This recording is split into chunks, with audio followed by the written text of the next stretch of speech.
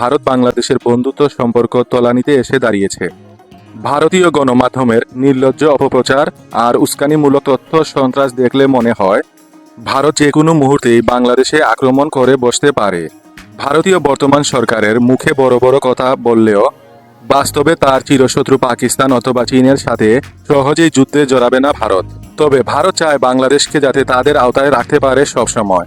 এই জন্য বাংলাদেশের সাথে বন্ধুত্বমূলক সম্পর্ক থাকলেও বর্তমানে ভারত আর শত্রুমূলক সম্পর্কে নিয়ে যাচ্ছে। আর ভারত চায় না বাংলাদেশ যাতে সামরিক শক্তির দিক দিয়ে এগিয়ে যাক। এর একটি সাধারণ উদাহরণ হলো বর্তমান সময়ে বাংলাদেশ সেনাবাহিনীর সবচেয়ে বেশি গুরুত্বপূর্ণ অস্ত্রটি হলো অ্যাসল্ট রাইফেল। বর্তমান বাংলাদেশ সেনাবাহিনী অ্যাসল্ট রাইফেল ক্রয় করতে গিয়ে অনেকটাই চ্যালেঞ্জের সম্মুখীন হচ্ছে। অর্থাৎ এক কথায় বলা যায় বাংলাদেশ সেনাবাহিনী একটি অ্যাসল্ট রাইফেল ক্রয় করতে অনেকটাই হিমশিম খাচ্ছে অথবা চ্যালেঞ্জের সম্মুখীন হচ্ছে।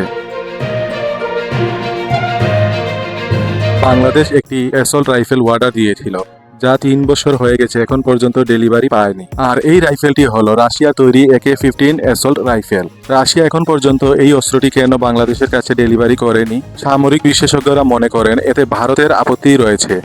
কারণ ভারত চায় না বাংলাদেশ সামরিক শক্তি যাতে আরও বৃদ্ধি পাক। ভারত বাংলাদেশকে তাদের হুমকি দেশ হিসেবে মনে করে।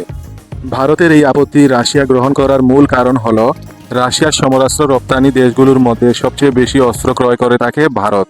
ফলে মনে করা যায় এই জন্য ভারতের আপত্তি গুরুত্ব দিয়েছে রাশিয়া। তবে এখন কি করবে বাংলাদেশ সেনাবাহিনী? তবে বাংলাদেশ চাইলে কয়েকটি দেশ রয়েছে যাদের কাছ থেকে অ্যাসল্ট রাইফেল ক্রয় করতে পারবে, এবং সেই দেশগুলো হলো পোল্যান্ড, সার্বিয়া, তুরস্ক এবং চেক রিপাবলিকের কাছ থেকে ক্রয় করা যেতে পারে অ্যাসল্ট রাইফেল। তবে একমাত্র চেক রিপাবলিক ছাড়া অন্যান্য কোনো দেশের অ্যাসল্ট রাইফেল তার গ্রহণযোগ্যতা প্রমাণ করতে পারেনি।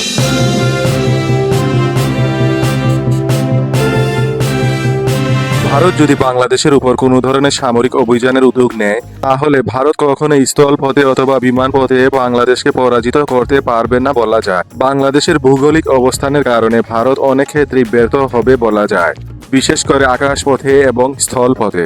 সেনা সংখ্যার দিক দিয়ে বিশ্বের দ্বিতীয় অবস্থানে রয়েছে ভারত। এত বড় ফোর্স থাকা সত্ত্বেও কেন স্থলপথে ভারত বাংলাদেশকে পরাজিত করতে পারবে না? এর বিশেষ কারণ হলো ভারতের সেনাবাহিনীর একটি বড় অংশ তাদের অভ্যন্তরীণ নিরাপত্তায় নিয়োজিত রয়েছে।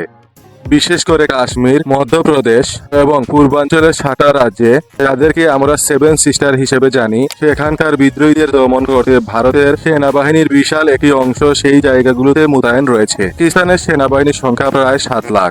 এর একটি বড় অংশ ভারত পাকিস্তান সীমান্তে মোতায়েন থাকে সবসময়, এবং তারা সবসময় ভারতে হামলা করতে সুযোগ খুঁজে থাকে। এর ফলে ভারতের সেনাবাহিনী প্রায় 8 লাখ সৈন্য প্রয়োজন পাকিস্তান ও নিজেদের অভ্যন্তরীণ সংকট মোকাবেলা করতে, এবং বিশেষ করে চীনের আগ্রাসন থেকে ভারতকে বাঁচানোর জন্য 3 লাখ সেনাবাহিনী চীন ভারত সীমান্তে মোতায়েন থাকে, এবং এই সকল সেনা সদস্যদের সেই জায়গা থেকে ফিরিয়ে আনার কোনো বিকল্প নেই বলা যায়। এবং অবশিষ্ট 2 লাখ সৈন্য নিয়ে ভারত যদি বাংলাদেশে আক্রমণ করতে চায়, তবে সেটা ভারতের জন্য হবে নিজেদের ধ্বংস ডেকে আনা। কারণ সামরিক বিশেষজ্ঞরা মনে করেন কোনো দেশকে দখল করতে গেলে সেই দেশের শক্তির চেয়ে 3 গুণ সৈন্য থাকা প্রয়োজন।